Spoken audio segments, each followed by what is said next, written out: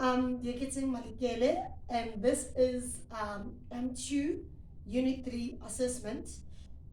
The task here is to make sure that I use my spear gear to increase the ratio of the wheel so that it allows my little spear gears to be able to roll into these beams. And the idea is that it will hit the object that is there. As you can see, I'm trying to score points by hitting that object using the spear gears.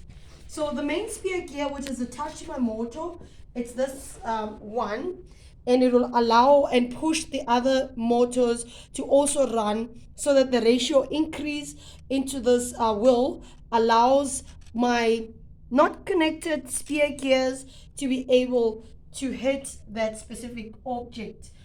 I've only used one coating block to coat the motor here.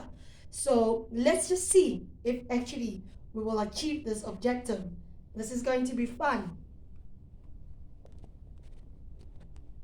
You ready? Yay! I scored a point. Yay! 2 points.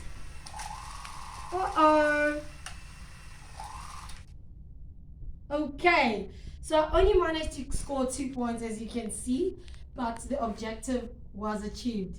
That's my M2 Unit 3 using spear gears. Thank you.